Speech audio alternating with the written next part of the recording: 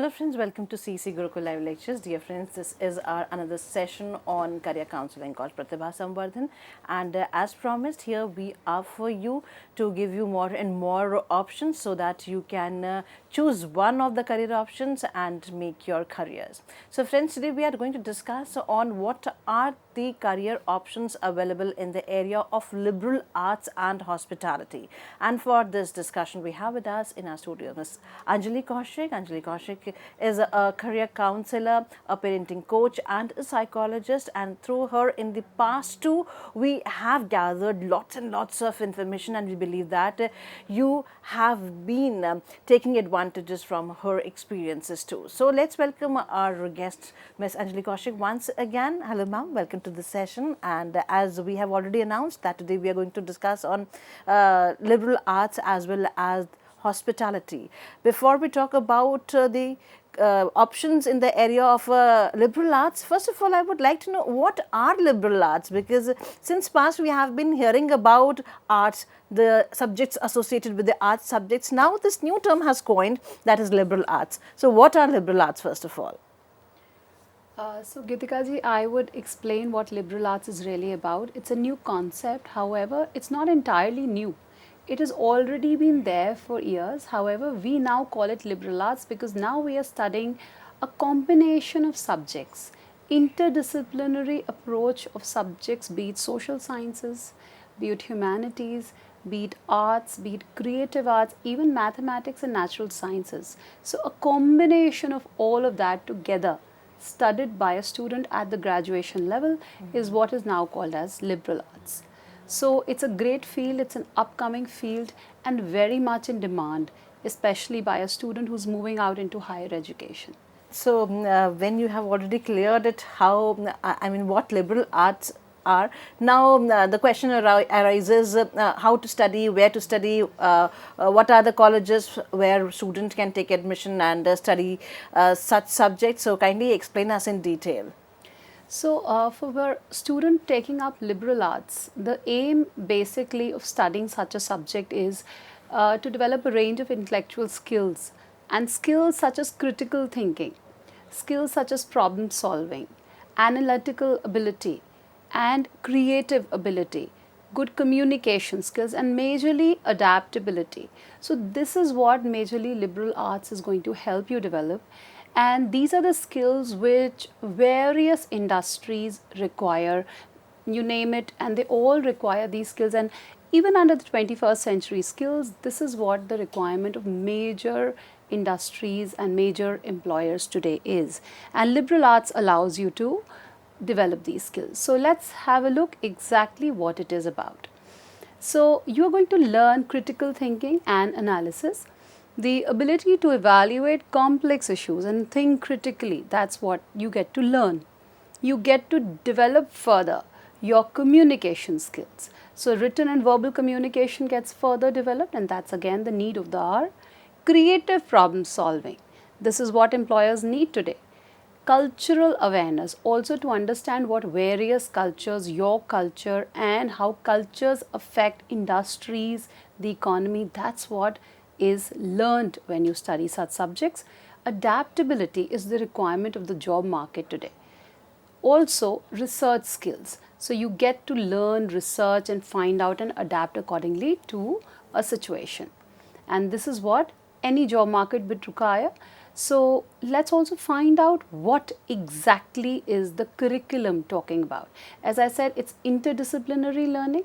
Critical thinking develops, effective communication, problem solving develops. They are now going to teach you subjects like foundational programs. Now the combination of various programs together happens. So you will have a foundational program, you will have a major program. Now when you say foundational, it will be a combination of, let's say, literature. You get to choose from these: literature, history, philosophy, mathematics, science, and the idea is to provide a broad knowledge base. Once that is done, then you get to choose your majors. Now when you choose your majors, you're allowed to choose out of these subjects such as, again, history, sociology, psychology, political science, and again you get to study in depth a specific curriculum of, let's say, about 2 subjects here, which are called your majors. Once that is done, you also get to have electives. Now, this is a combination of subjects you get to choose along with your majors and your foundation. And then the fourth thing that comes up is a project work. Project is some kind of a research, some kind of a thesis, some kind of a capstone project that you will be taking up, integrating learning from the various disciplines that you are going to study together. So, this is one thing. Now, this is about curriculum. Let's also talk about the benefits. Benefits, because a student might ask you why you should be studying liberal arts. So, the benefits is that it prepares a student for a wide range of careers, not just a specific career, but a wide range, because the skill set that's developed is broad. Then you also get to have a development that's more holistic. Then there is career flexibility. So you can get into various roles. And what kind of pathways, if you ask me, will open up? Of course, there are traditional pathways that happen.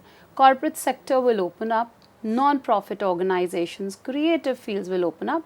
Let's exactly break down what kind of career pathways will open up. So, education and academia opens up once you have taken up liberal arts. You can get into teaching. You can take up any of your major subjects that you have studied and get into the world of teaching, a tutor, a school teacher, higher education teacher, or an education consultant, that's up to you. You can get into research. You can engage in academic research in various fields like social sciences, humanities, arts.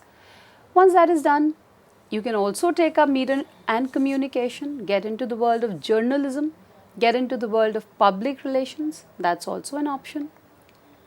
You can also get into the world of arts and culture, performing arts, get into the world of theatre, dance, drama, music. You can get into visual arts, careers in painting, sculpture, design. You can get into the world of museum, gallery work, curating, managing exhibitions, educational outreach. All that opens up for you. If that doesn't interest you, then you can also get into writing and publishing. You can be a content creator, you can be an editor, you can be a publisher, you can be an author to write books, novels, or other literary works. Editing, publishing, all that can also be considered. Okay, now let's also talk about the corporate sector. You can get there as a human resource personnel. You can enter the world again of the corporate sector as a marketing and advertising person, where you will be creating campaigns, managing the brand strategies, the market research. You will also be able to do management and administration if that is the specialization you take up. So, various roles in business administration, management, marketing, advertising, human resources, all of that opens up when you would like to enter the corporate sector. Then the non-profit organizations, social services. This avenue also opens up. Social work, like you could be working with NGOs, the CRY Foundation, the delinquency based NGOs, or old age homes, whichever interests you. You can get into the world of social work. You also can get into the world of public policy, where you're analyzing and advocating for policy changes in areas like education, health, and human rights. Now, you can also consider the government and public administration sector. So, you can still go for your UPSC exams, the civil services exams. You can still consider going into public relations and communication, working in various government departments to manage communication strategies. You can also consider technology and digital media, the UX, UI designing. The design principles to enhance user experience in digital products. Designing is a great area to go into. You can also try digital marketing, managing online marketing strategies, the SEM and the social media. That also is a possibility. So, there are a lot of possibilities. Same ways you can also try being an entrepreneur. So, you can check out entrepreneurship, you can do your own startup using creativity and problem solving skills to start and manage your own business. You might as well take up a consulting, providing specialized advice and solutions based on your liberal arts expertise. Now, you might ask me how I can get there. So, if we were to tell you, there is an entry procedure that you need to follow. So most of the good colleges, which I will shortly be talking about, will have an entrance exam, and you will have to sit for this entrance exam when it comes to liberal arts. So major colleges which will be having this entrance exam, they're going to look at a lot of things. They're not just going to look at your results. They're not just going to ask you for your grade 12 score sheet. They're also going to ask you to give them a personal statement, and essay writing will be required. So in your essay, you need to have a reason explaining your interest in a liberal arts program. What motivates you to choose liberal arts, right? And something to do with why and what purpose will it serve in the long run if you're allowed to get into a program on liberal arts. So a personal statement and essay is what will be required of you to write. Then once you have written a personal statement and you have applied, and you've also given the entrance exam, and let's say you're shortlisted, you will be called for a GD, a group discussion, and once that is cleared, you will be called for an interview. So the shortlisted candidates further will be called for interview to assess the suitability for the program, the interest, understanding of liberal arts, and therefore these things must be kept in mind before you start looking for such a program at higher education level. I would also add that there are extra curricular activities which will help you. So extracurricular activities during your school years are really going to help you, because this will give you a very strong profile. And I always tell my students that a strong profile is going to help you write a very impactful essay. And liberal arts people and degrees are actually allowing you to show your skills, and you definitely will have an edge if you have a strong profile based on extracurricular activities, based on social work, based on a good profile that you have built over the span of, let's say, grade 9 to 12. So this is going to really help, and we can then also talk about various colleges that are providing this particular degree. Definitely, and I know students might be curious also. So what are those colleges where they can take admissions and they can excel in life? Yeah. So lots of colleges in Delhi, NCR, India, and even abroad are providing a degree program in liberal arts. But let's talk about some of the most popular ones in Delhi, NCR at least. So let's start with Ashoka University. Ashoka University in the NCR is a very famous university and provides a good liberal arts program, but it will require high school completion with a good academic record. So you will have to give an aptitude test and oblique or a personal interview. So there are times when you score with a good score in aptitude test, you might not require a personal interview, otherwise it will be required. Then you also have the OP Jindal Global University, and there will be a SAT score or an ACT score oblique the JSAT, that is the Jindal University's own SAT, which will be required for you to apply. Then of course our own Delhi University. Delhi University also will ask you to sit down for its entrance, and that's your CUET entrance. So once that is done, the other famous colleges are Loyola College, Chennai. Then you have St. Xavier's College, Mumbai, even St. Xavier's, Kolkata. Then St. Xavier's is a good place to go to because there's a strong emphasis on academic excellence. Then you can even explore the JNU, Jawaharlal Nehru University, New Delhi. However, MA programs are available here in history, sociology, political science, and it's very good and it's very popular because it's renowned for its research oriented approach and strong focus on social sciences. So Delhi University, as I said, and then Jamia Millia Islamia, also a good college to go to. So you have programs like BA Honours in Sociology, then BA in English, then BA in History, any of which interests you, you can take it up. And I believe that's what majorly are the good colleges to look out for when it comes to liberal arts. So but students also have this curiosity after doing certain course from a certain college. What are the placements criteria over there? So does all these colleges provide the placement opportunity for the students? Placement opportunities are provided, but you will not really want to go for an immediate placement, because this is an interdisciplinary learning that is happening, and the student will have to navigate its own pathway. So as I said, you can get into academia, you can get into mass media journalism, you can get into probably do with something art and culture, or something to do with theatre, or something to do with civil services. All avenues are open for you, but here the learning is much more than a plain bachelor's. And why the learning required? Because you need to know the 21st century skills, as I always say: creative thinking, communication, and all these problem solving, decision making, conflict resolution. All that is the need of the hour.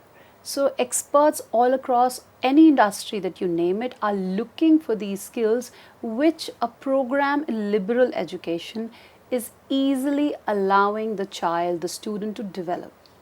And that allows the learner to navigate the career pathway quite easily, and be it any pathway, traditional or the modern. So it's entirely one's own choice. So all pathways are available. And the best thing is that under a single umbrella, one is getting the entire knowledge of the world around them. Exactly. So, if somebody wants to go for the higher studies in the area of the liberal arts, what are the options then? If after doing a certain course as suggested by you, I feel that I need to study more. So, are there options available? So as I said, the foundation programs, the electives, the majors, you have all these programs that you have studied. So it's an interdisciplinary learning that you already have. And let's say if you've taken in your majors, let's say you've taken psychology and sociology, now you may take up a master's in the two, any of the two. Or you want to take up your foundation programs, you can still take up masters in those programs. So masters are an MA program, MBA program, any of that can be taken up by the child depending on his interest, personality, and of course the goals that he has for his career. So aligning with one's future course of action, subjects and programs can be taken up. What about the students who want to go abroad for the higher studies and they want to learn liberal arts there and to pursue a certain course? So, what are the options for them? Is it easier? Surely. In fact, Harvard University, Oxford and Yale are known for their liberal arts education program. So you can directly apply after your grade 12th into any of these universities and pursue a program there directly after grade 12. That is a possibility. So they also boast of their liberal arts schools, which are very good. So, as you said that one has this option to learn the traditional forms as well as the modern forms. So, what is that stage where one can decide, yes, I have studied this particular course and under this course I have learned couple of things. Now, what is the right time to decide to where to go about? Because as I said, it's a single umbrella, and under that umbrella you are getting knowledge from all the spheres. So, what is the correct time for one to decide where to go about? Is there any criteria or limitations? There is no criteria, there is no limitation. I believe an interdisciplinary study of so many disciplines together, they're being told, they're being taught, and you're learning it all only to understand how the world really operates. And to understand the various perspectives gives you an greater insight into choosing what career avenue further to explore. So I believe it will be majorly in alignment with one's own career interests, goals, and I believe it can also be a learning for the learner during the course that he realizes, oh my, this is something that might fascinate me. And if it does fascinate you, take it up. So there could be a lot of people who are not very sure where to go. And they might realize during the course of studying that they develop interest in maybe philosophy or maybe psychology or maybe sociology, and accordingly take that career pathway further. So you don't always have to know where. I believe once you take it up and realize that this is what I'm passionate about and I'd like to explore further, you can anytime take it up. This is what I meant for. The people generally talk when Yes. talk to them. Yes. They respond to the particular option. Yes, this is what. This is what catches my interest. I would like to study more, find out, and then probably take up a job in that sector too, because job openings are ample. It all depends on what is it that really catches your interest and aligns with your career goals. And one thing more, even if you fails, if plan A fails, you are well acquainted with plan B. So this kind of learning will definitely help one. No need to worry. You have the other road too, because you have that skills too that you can explore further. Exactly. And that is why liberal arts, you're not just studying one subject, as in maths or maybe physics honors. I'm not trying to demean any subject, all subjects are equally good. But when they're talking about liberal arts, they're giving you such a holistic array of subjects and information and cultural awareness that you can really mix and match and choose where to use the knowledge and which knowledge would you like to take up further.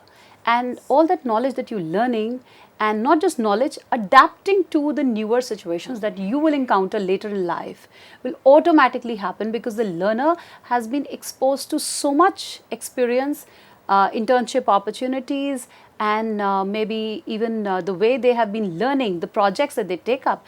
It's such a wholesome experience that the learners automatically adapt to newer situations wherever they are put into.